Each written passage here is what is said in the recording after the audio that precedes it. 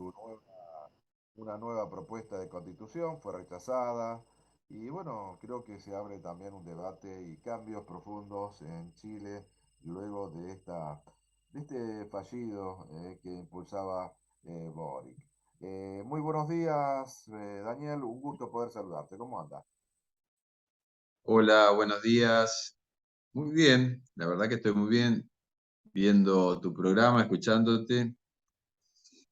Eh, sí, tenés razón, el domingo fue la votación por el apruebo o el rechazo, un día histórico para la democracia chilena, como lo resaltó en su discurso una vez conocidos los resultados el presidente Boric, eh, que claramente, y según todo se suponía previamente, triunfó la postura del rechazo al borrador de nueva constitución elaborado por la Convención Constituyente, que se había elegido para eso, para esa finalidad. Esto, como te decía, ya era previsible, incluso el gobierno mismo había realizado previamente una reunión y había firmado una especie de acuerdo político garantizando que si la constitución era aprobada, le iba a realizar modificaciones, porque ya se sabía que había varios puntos que despertaban dudas, inseguridad o rechazo en la población, ¿no es cierto? Entonces esto ya inclusive había encuestas desde el mes de mayo, por ejemplo, donde prácticamente el 58% de la población no estaba segura, no estaba conforme, no estaba convencida, por lo menos con las cosas que se iban planteando en el articulado muy extenso, una constitución muy, muy larga, de 388 artículos. Eh, bueno, lo que queda claro es lo siguiente, que es mucho más fácil ponerse de acuerdo en lo que uno rechaza que en el estilo de vida o en las instituciones que uno quiere tener, Sí, donde ahí ya hay que empezar a hilar mucho más fino. yo quiero interrumpirte por lo siguiente.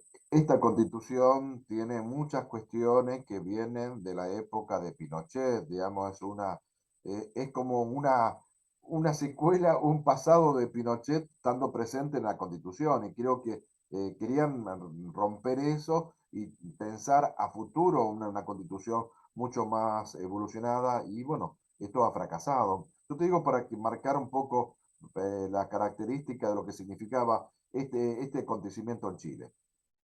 Claro, la constitución que rige y que va a seguir rigiendo obviamente a partir de este rechazo en Chile es la de 1980, que fue sancionada durante la dictadura de Augusto Pinochet Ugarte, como bien señalaste, y que ha sufrido retoques, modificaciones parciales, varias, una cantidad, pero el espíritu es el mismo. Y básicamente, ¿cuál es la cuestión de fondo? La cuestión más política de concepción de fondo, ideológica, que es una constitución absolutamente inspirada en el neoliberalismo, donde el rol del Estado, por ejemplo, es prácticamente subsidiario respecto de el sector privado, la iniciativa privada, el mercado o como quieras llamarle. Y este era un punto fundamental que generó de alguna manera esa convergencia de reclamos de distintos sectores de la sociedad chilena que se fueron de alguna manera articulando y termina eclosionando con el estallido social de octubre del 2019, pero que hay varias cosas diferentes. Por ejemplo, el tema de que la educación pública no es gratuita, la salud pública tampoco, o sea, había muchas cuestiones que tenían que ver con aspectos fundamentales, donde me parece que sí, hay un consenso que no es, digamos, del 80%, pero sí es un consenso mayoritario. El tema de un rol más activo del Estado que garantice derechos, ¿no es cierto? Esto me parece que está presente en el borrador de la nueva Constitución, pero además hay otras cosas que son las que provocaron el rechazo. Fundamentalmente, hay un problema muy serio con la cuestión indígena. Eh, Sabemos que en Chile hay un conflicto de larga data con el pueblo mapuche. Bueno, el pueblo mapuche, primero ubiquémonos, en política las proporciones son importantes. Sobre una población de 17 millones y pico, que son los chilenos, el último censo del año 2017 ubicó en 2.180.000 y pico los que se definen como mapuches, ¿sí? Eso hace un 12,8, casi un 13% de la población, ¿sí? Después hay otras etnias o grupos indígenas como Aymara, Diaguita, pero bueno, Rapa Nui, pero son números muy, muy, muy bajos. Por ejemplo, la Aymara, que es el segundo, son 150.000.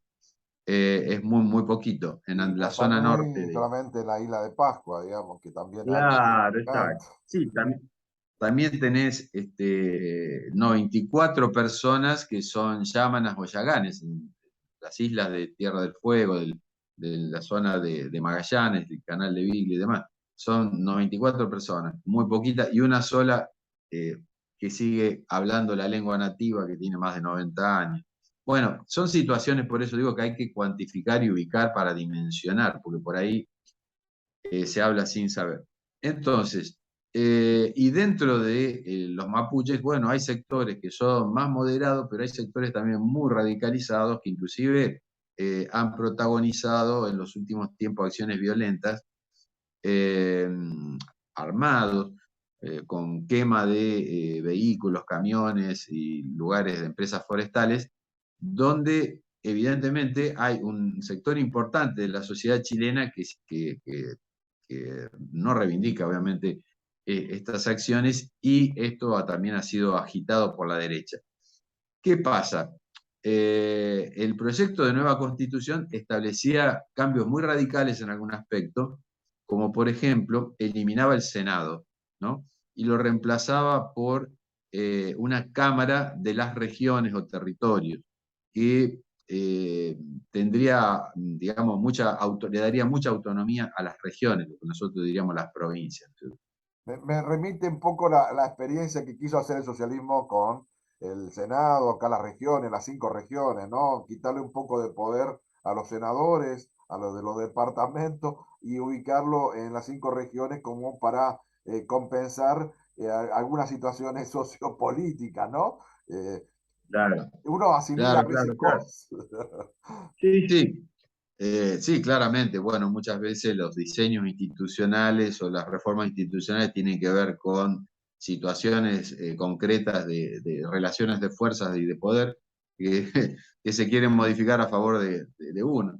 Pero en este caso, el riesgo mayor es que, bueno, había dos cuestiones fundamentales. Por un lado, toda la clase política chilena tiene como meta, cuando los dirigentes más importantes, los cuadros políticos más importantes, como, digamos, culminación de toda una carrera en la política, terminan en el Senado, ¿se entiende? Es decir, cierran su ciclo activo en la política en el Senado. Y Entonces, esto tuvieron un generó, senador vitalicio también.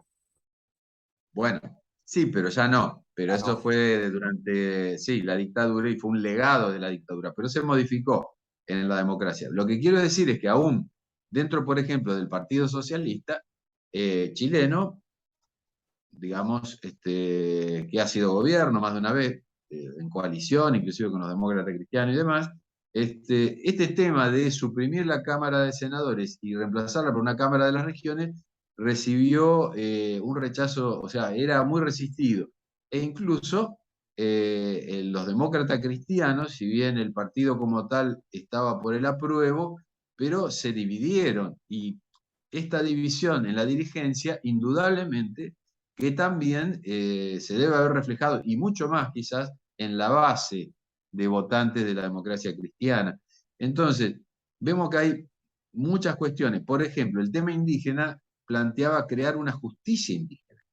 O sea que, sí, los chilenos de ascendencia mapuche iban a ser juzgados no por la justicia común, digamos, sino por tribunales mapuches, una justicia especial.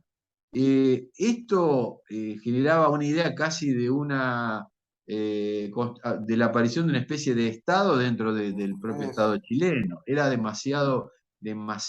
demasiadas atribuciones a este grupo, ¿no es cierto? Entonces, el temor por una profundización de la fractura, digamos, o de la fragmentación de la nación, del Estado-nación, fue un miedo, digamos, que real y que fue también agitado por los medios que están en manos, más que nada, de los sectores más conservadores de la derecha, del empresariado. Pero era un miedo real, digamos. Entonces, me parece que, y esto tiene una explicación, es mi interpretación, mi hipótesis.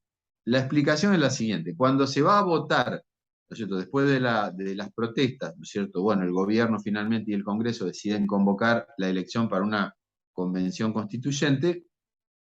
Cuando se va a votar ahí, los sectores fundamentalmente más conservadores o de derecha, eso se hizo además en pandemia, ¿no?, que también tienen una representación mayor en los sectores de personas más grandes, de mayor edad, que eran los más riesgosos en caso de contagiarse del COVID en su salud. Entonces, ahí la afluencia de votantes no fue tan grande, ¿sí? Y fue mayor la afluencia de los sectores juveniles, digamos, y que se habían movilizado en las protestas. Movimientos sociales, ecologistas, feministas, organizaciones de la sociedad civil. Eh, entonces, en la convención, la representación, por ejemplo, de la derecha y la centro derecha chilena era solo 27 convencionales sobre 155. Y en realidad, desde el punto de vista de la representatividad social y cultural y política, es mucho mayor. Estaba infrarrepresentado todo un sector conservador de la sociedad chilena, porque digamos que el pinochetismo tuvo mucho apoyo de la población también, no era una cosa nomás de los militares, era ¿no? como engañarse a sí mismo en una redacción donde no era representativa de toda la sociedad, digamos. Eh, Exactamente. Estaba Creo que, sobre representado a la izquierda de los movimientos sociales en la claro, convención. los sectores progresistas. Sí, y no tuvieron el realismo, ¿no? Hay un gran filósofo argentino, Dussel, que en los principios de la política él establece, ¿no es cierto?, un principio fundamental que dice que es el de factibilidad. Dice, nosotros podemos soñar, dice, podemos diseñar las propuestas de transformación que más nos gustan, utópicas, todo lo que sea. Pero si no es factible, dice, o sea, y la factibilidad tiene que ver justamente en democracia, ¿no?, con la capacidad para construir las mayorías, los consensos, ¿sí? Porque en definitiva, y justamente si hay algo que reconocerle a este proceso, es que la participación, y en definitiva no fue una constitución como la nuestra de 53, que no la votó el pueblo, ¿no es cierto?, sino que los gobernadores mandaron sus representantes ahí y bueno, eran los notables, digamos, ¿no es cierto?, una élite, lo que sancionaron esa constitución. Pero esta constitución realmente tenía que ser refrendada por el voto popular, es decir, que había que construir una mayoría en la sociedad, no en la élite política, ni siquiera en la élite de la militancia social, que es una minoría, ¿no es cierto? Entonces, ahí es donde se dio el quiebre, ¿no es cierto?, en la composición de la Convención Constituyente, y que además no tuvieron, digamos, la sensibilidad de darse cuenta que no iba a pasar este proyecto. Y bueno, es lo Se que fueron pasó. de mambo, como dirían los chicos, se fueron de mambo. Sí, fue Cla- muy maximalista Claro, se hay que ser más confundieron. realista a veces, porque creo que de eso se trata, ¿no? Buscar los consensos. A ver, por otro lado, es una pena, digamos, porque realmente, desde el punto de vista de los derechos, el acceso a la salud, a la educación, un Estado más presente, esto hubiera sido realmente muy importante para los chilenos. Y por otro lado, también, por ejemplo, el tema de la paridad, planteaba un Estado paritario, es decir, con representación de las mujeres, que también es una cuestión muy importante. Eso hubiera podido ser, pero me parece que hubo dos o tres cuestiones, sobre todo la reforma del sistema institucional político y el tema indígena, no las únicas, pero fueron de las más urticantes, digamos, irritantes. Digamos, hubiese sido mucho más fácil trabajar con el tema de la salud, de la educación, los roles del Estado y Sí, absolutamente, no absolutamente. hacer tan amplio porque ahí se perdió, creo que la posibilidad de llevarlo a cabo. Eh, Muy didáctico, Daniel, como siempre, creo que nos tiene que hacer conocer, ¿no? Realidades de Latinoamérica, los procesos políticos, los procesos sociales.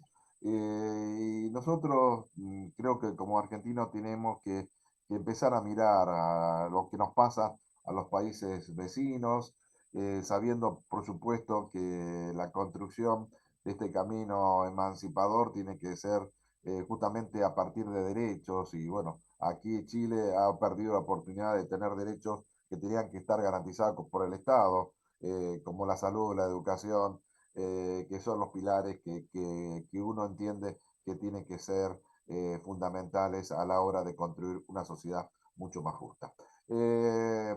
Muchas gracias y nos encontramos la próxima semana. Por supuesto, siempre es un gusto compartir con vos, Aldo, y con tu audiencia.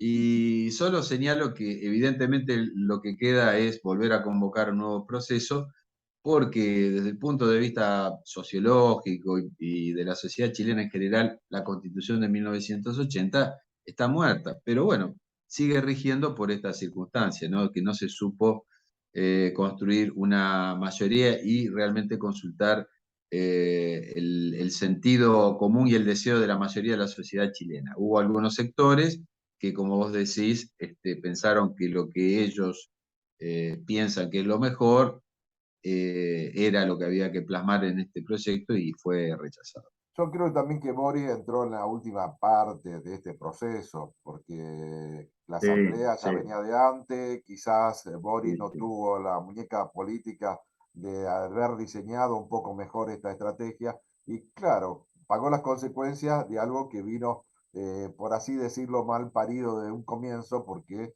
en la pandemia, esto que vos decís, no estaban representados todos los sectores de la sociedad, sino los más combatientes, los más jóvenes, los que seguramente Exactamente. tienen una Sí, visión mucho más reformista que la conservadores de la sociedad chilena, ¿no? Que está siempre dividida entre aquellos progresistas y aquellos conservadores.